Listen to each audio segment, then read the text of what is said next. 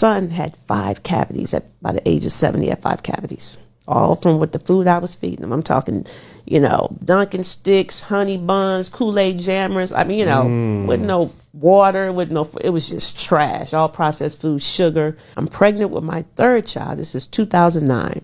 And some friends of ours came by our house and they gave me this book. It was called Eat This and Live by Dr. Don Colbert. They said, read this book. And I read that book, and I promise you, it was like somebody took the scales off of my eyes, and my eyes were open, because it was all about nutrition. And for the first time, I realized I was killing my family with the food I was feeding it. Wow. I mean, literally. And I remember I sat my children down, well, my 2, because I was pregnant. I sat my 2 kids down at the table, and I was like, I'm killing you.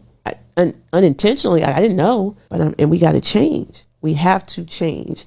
I'm feeling this.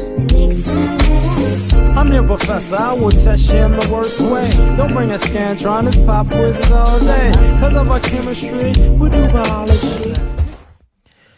What's happening, fam? L.A.R. movement still moving. Subscribe or die trying. You see the thumbnail, hopefully you see the clip. I'm going to tell you why this is important. There are a lot of fat kids out here. And this goes back to this idea or the premise that, what's going on with a lot of these situations is their parents are just, bad parents as far as feeding them, right? Let me give you some snacks. Let me give you this. Let me get you snacks and juice. Nothing of real actual substance. And when I'm listening to the woman talk, she's not a young woman, but the mother talk, she's like, the kid got 5 cavities at age 6 or 7. And I'm thinking to myself, how? Them baby teeth, like, you really that bad that you ruined baby teeth? And I thought about all the years when all the kids that used to have little silver caps and silver teeth in their mouth. You're like, what was this? What was these babies eating? Honey buns, snacks, and cookies and chips and, sodas and this and that. And it's like, oh, okay.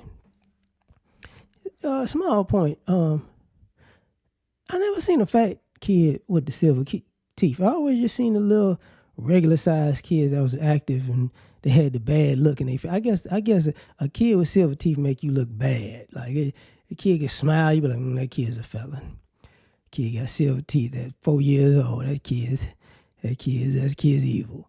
But I never seen a fat kid with them. Like, fat kids don't get cavities or something. I don't know. They don't get silver teeth. That's just a whole nother topic. But I just, it just came to me as a thought that crossed my mind. But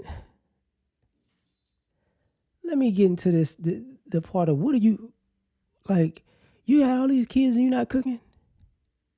That's what got me. I'm like, you got all these kids and you're not cooking. Like, somebody had to give you a book to read so you could actually feed your kids properly. And then I thought about Sister Shahrazad Ali talking about, one of the things that she came across about when she made the book, was the Miseducation of the Black Man. I'm having a moment right now. I'm sorry, but she said she was basically doing a survey, and she was going to the homes, of couples' homes, and she was talking to the ladies, the women about, if you feed your man these foods, it'll be better, it'll be healthier, it'll probably help a lot of things. And she said the men, the husbands, the boyfriends, they were cool with it. It was the girlfriends and the wives who weren't, just like, no, I'm making this bad food. I'm making not necessarily junk, but unhealthy stuff. I don't even care that the other stuff could be better. I'm not doing it. And it wasn't an issue of money. It was just an issue of effort. Like, I'm not doing it. And how that, in my opinion, years later passed down to the kids if I'm not doing it. Like, I recently saw a clip of a woman, making like a little skit on social media. And she was like, she's always looking for an excuse to not cook dinner. Like, something happened at work. That's it. I'm not cooking no dinner. Traffic, that's it. I am not cooking dinner. You know what I'm saying? Like things that don't even involve her family at the house, just anything. She said something to the effect of, I don't like my coffee at Starbucks. That's it. I'm not cooking nothing tonight. And I'm thinking to myself, this keeps happening. And one day I'm probably gonna make a video about the food critic market, because I laugh. Like I was talking to my lady about this. I said, not the whole Keith Lee situation, but something just in the food critic space. There are a lot of black people who can't cook no more. They just can't, and they won't, and they're not. They won't even try. And when it comes to that, what you wind up having is a lot of picky eaters who can't cook. And you got to wonder, where did they get that from? Home. They got it from home.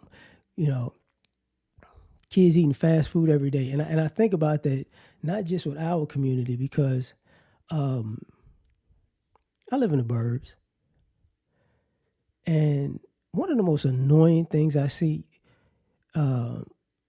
sometimes when I'm working, I got to go to high schools. And, more predominantly, this happens predominantly at high schools more than grade schools. But these parents are just like Uber Eats for these kids. Like, these kids can't eat a school lunch or nothing. They just, like, why y'all bringing all this trash? Why y'all bringing all this fast food here? Why these kids can't eat what's in the cafeteria? What's going on?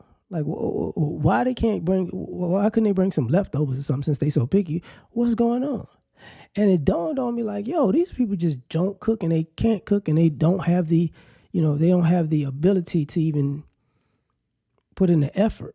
And when I was looking at the woman talk about her kids, it's like they had to tell her, you need to feed your kids better, basically, in your household better for them.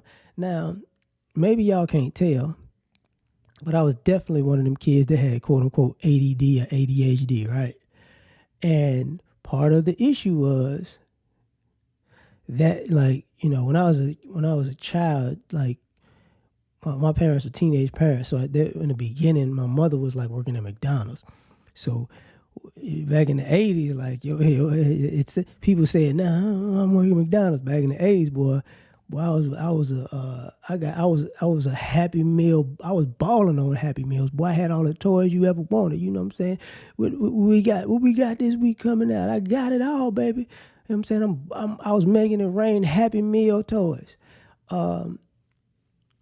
But because of the sugar and the starch, it helped me be hyper, right?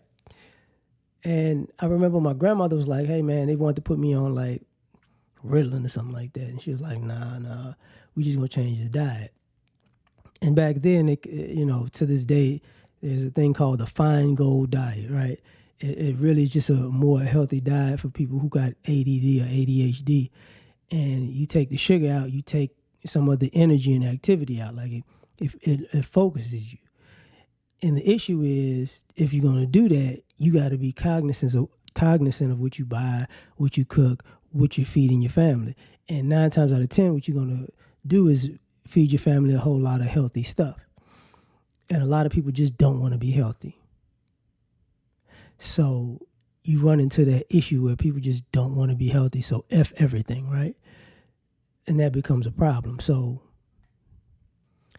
that's where I wanted to, have this discussion and go with it in that direction, because we got to actually be honest about this, that a lot of our issues in the community, whether they're health related, they really come from lack of effort. And people got to drag you to the finish line to do the right thing. And sometimes you have a come to Jesus moment, but most times you don't. I'm going to leave it at that. You tell me what you think. Like, share, subscribe, or die trying. Catch y'all on the next one. Peace. You ever been at the top of the universe? I'm going to tell you that.